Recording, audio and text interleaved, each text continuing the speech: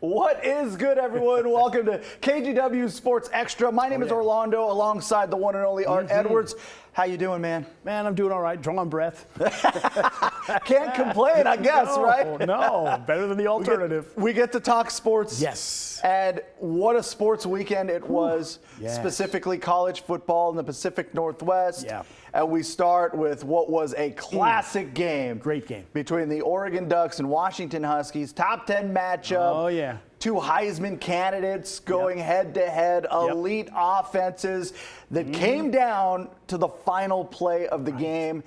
Camden Louis's kick just off the mark, and they lose 36-33. Huskies get the dub. Now the only undefeated team remaining in the Pac-12 conference. The Huskies move up to 5th in the AP poll. The Ducks drop to 9th. Okay. So overall, what did you think about the game? Well, I thought it was a fantastic game. I mean, it lived up to the billing. You have two teams that are supposed to be great ball clubs, and they're supposed to battle. It was, you know, it had to have been a close game. Otherwise, it would, if they'd have been a blowout one way or the other, we'd have been like, oh man, that was kind of a waste. That wasn't what we wanted. But I think I think it did exactly what we needed it to do.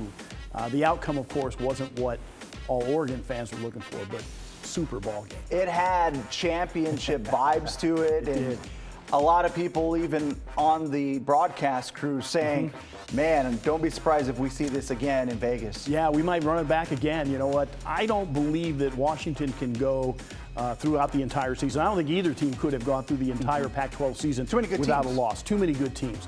And, you know, UW has got a really tough schedule down the stretch, as does Oregon. So I really believe that they're going to have at least one loss in there. Hopefully, you know, Oregon and Oregon State can get all the way through and only have one loss, and then we can see what's really going to happen. A lot to discuss within that game. We'll talk about the hot topic in a minute. Let's first talk about the quarterback play, because that really was kind of the headliner going into it. Was two potential Heisman Trophy candidates here, kind of some of the front runners. Michael Penix Jr. throwing for 4 touchdowns. He had a pick, over 300 yards passing. Well, Bo Nix, he was great as well in his own right. No turnovers, 2 touchdowns. He was sensational down the stretch. Your take on just what the two of those quarterbacks did in this game? Yeah, fantastic play from the two of them. You know, I think Penix throws more touchdown passes and is going to because they don't have the same kind of running attack that Oregon has. That's a good point. Oregon's a little bit more balanced. So the fact that Bo Nix could throw for over 300 yards in that game, close to 300 close to 300 yards, really says something for him. You know, that he really did the job, that both of them really did the job in that game. And we saw two elite quarterbacks. I think Penix is probably the Heisman favorite now after Caleb Williams had kind of a rough one against Notre Dame. That's a good point. And I think probably, you know, Penix is one, and Bo Nix and Caleb, they might be, you know, fighting it out at the 2 spot. That's a good point that you make about the rushing attack for Oregon. They're a little more of a balanced team. Bucky Irving did his thing. He definitely shined. Over 100 yards rushing again. And he was a problem. He was probably the one player that UW could not tackle through most of the game. And he had a couple of nice runs in that game. But talking about Bo Nix, I left impressed in the way that he handled himself. Lots of moxie down the stretch. Wasn't afraid of the moment. Had the big touchdown pass to Troy Franklin as well. So, you know, he played well, but we knew that the winner of this game was kind of going to become the default front runner in the Heisman Trophy race. And also having Penix throw what happened to be the game-winning touchdown pass also plays into it as well. That's a good look for him, and I think he deserves to be, for right now at least, on top of the list. And national audience, biggest game of the day, college game day there, 70,000 plus fans there at Husky Stadium. So Michael Penix Jr. now in the lead for the Heisman Trophy. Great day for college football. Absolutely. In the Northwest. And let's talk about, you know, the defense number one. And that Oregon, that was one of our biggest concerns when the season began. Was what was Oregon's defense going to be able to do? Could they hold up their end of the deal? We knew Oregon's offense was going to be really good and has been elite. But what did you think about what Oregon's defense was able to do in this game? Well, you know what? I thought they did pretty well. I think that holding UW to 36 points, you'll take it, right? Yeah, you'll take it because what were they averaging? You know, 50-something, 50 or so. Sure. So I think that, I think that they probably did as well as anybody maybe will do the rest of the season. And I think they did, they did a fine job. They had a great stop on that 4th down play later in the game. And, they did some really good things. They got an interception in there. I think that they, he wasn't that far over 300 yards, so it's not like he threw for 400 or 500 like he might do on any given Saturday. I thought they did all right. Yeah, and I would make the same argument that the Ducks defense did enough to win that game. Yes. Especially when the game got tight. They get 3 consecutive stops, including a goal line stand that had people going crazy. Oh, yeah. Because it was such a huge moment in that game where you felt the tides turning and you thought, okay, this is Oregon's game. They've weathered the storm. They were down 11. They come back. They end up taking the lead. And so you're thinking, okay, the defense this is what they were supposed to do against an elite offense. And now it's in the hands of Oregon's offense. And that leads us to the most talked about scenario of the week for the Oregon Ducks. Yes. And that was Dan Lanning going for it on 4th down. 3 separate occasions. 2 of them being inside the red zone, inside the 10-yard line, and leaving empty-handed. And then a 4th down failed conversion with the game really on the line. If they get that 1st down, they run out the clock. This game's over. Instead, Penix gets the ball 2 plays later. They score. Ducks come down, miss the field goal. Your thoughts on Dan Lanning's decision to go for it on 4th down and go 0 for 3? Well, going 0 for 3 is not a good look. It's not great. The only one I really disagreed with when he went for it was the one at the end of the first half. I think I would have taken the points there, knowing that I'm getting the ball to start the second half and hoping that, okay, well, that's going to give us maybe a little extra boost because we pulled just a little bit closer, and now we've got that little extra boost. We're riding high. They could have been a little deflated after they had that. That's the only one that I didn't like. The one at the end of the game, to me, you're gaining, 20 yards if you punt the ball. So instead of it taking Michael Penix and the UW offense 2 plays, it would have taken them 4 plays. And I think they still would have scored a touchdown, but I think there wouldn't have been as much time on the clock left for Oregon. They went down, they had their chance. And I think we looked at it the same way and thinking, logically, you want the ball in the hands of your best player. You want your offense, which one of the top offenses in the country. You've got to go get 3 yards on that play, on the last play of the game. You got to go get, 4 yards on one of them, 9 on the other one. You trust that your offense can go get it. Instead of putting the ball in the hands of Michael Penix Jr., who you know what he can do. Even with the momentum that the defense had, you're banking on them stopping him again with the game on the line? I don't think I would have wanted to do that. I will say it almost seemed like UW was in the Oregon huddle and figured out what they were going to call because they defended those plays really well. And really, Oregon it was like they had no chance to complete them, especially that one at the end of the game. It's like there was no chance that play was going to work. It was almost like they knew what Oregon was going to try and run at that point. But still, you know what? I don't fault him for doing that. I probably would have, done the same thing. Easy for me to say because I'm standing here. But I didn't think it was a bad decision. And listening to head coach Dan Lanning talk about it in his post-game press conference, he wasn't defensive. He said, this was 100% on me. You can blame me. Look at me. Don't blame anybody else. What did you think about the way he handled that? Well, I like the way he handled it. I also like the fact that he talked about, I'm going to learn from this. I'm going to grow from this. I'm going to examine what I've done. So in the future, we might look at it and see that he decides he's going to do something a little bit differently. I think it matters if he had Georgia's defense. You trust your defense. You punt it away. You punt it away. Or take the field goal. With Oregon's defense, which isn't what the Georgia defense was when they won that national championship, I think you do exactly what he did. I think his decision will vary depending on what his team is like and how he feels about, how do you feel about the defense? Well, you know what? It's pretty good, but I'm not sure it's going to be able to stop this guy. It's kind of the age-old battle with analytics and numbers versus just a feel and your confidence and the momentum of the game and all these other things that kind of play into that one decision. But I think, you know, one of the many reasons why Coach Lanning is taking a lot of heat from Ducks fans is because he's had similar results against similar competition just a season ago. The 2 games on the schedule that you cannot lose, they lost last year.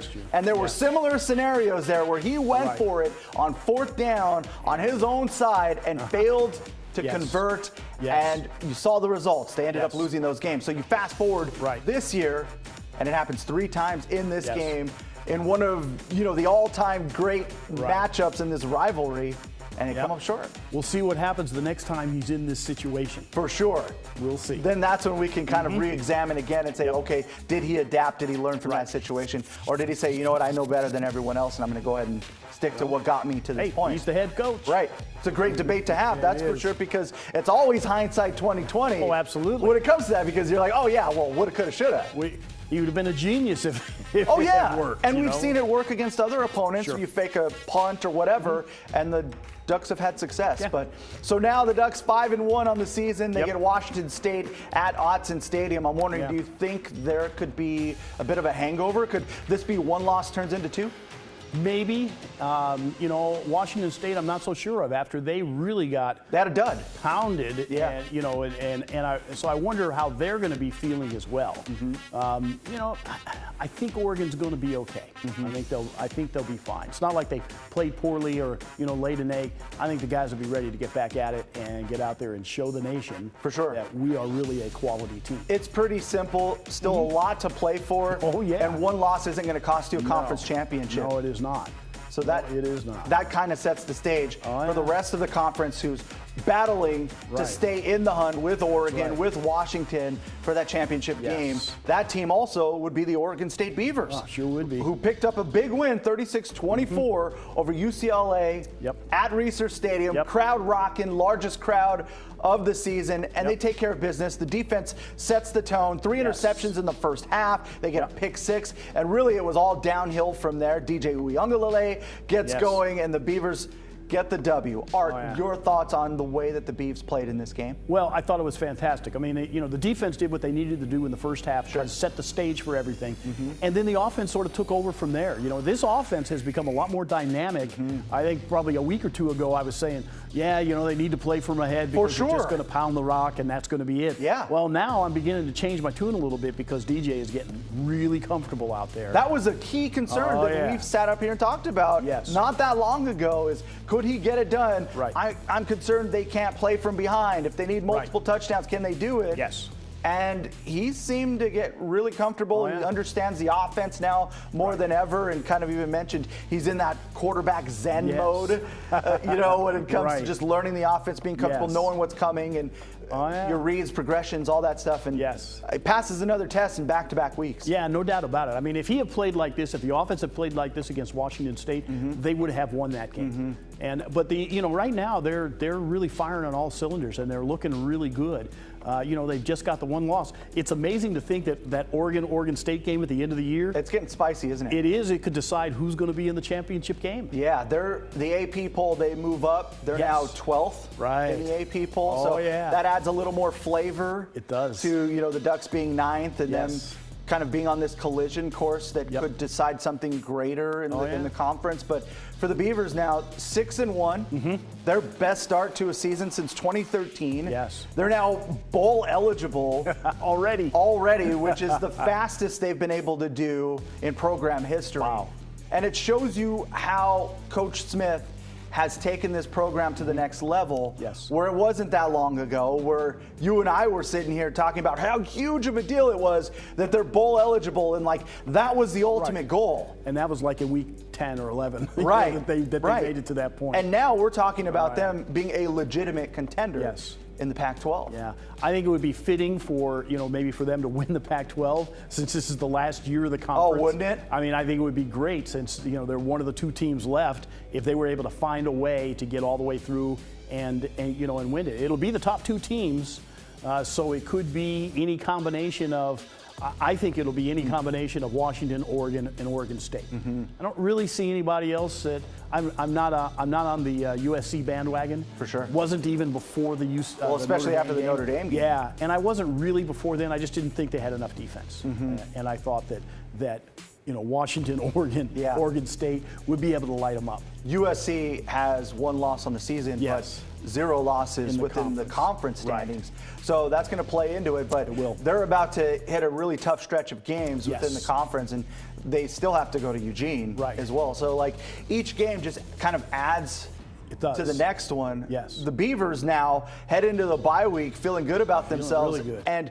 for UCLA, a top 25 team, that was kind of like an elimination game for UCLA in the running for a Pac-12 championship. I think so. I think they're out of the race for a Pac-12 championship, but I think they're still a quality team, and man, they could really be a spoiler. I mean, I think the USC-UCLA game, that's going to be something else, because there's a lot of, it's like Oregon State. I mean, it's the rivalry.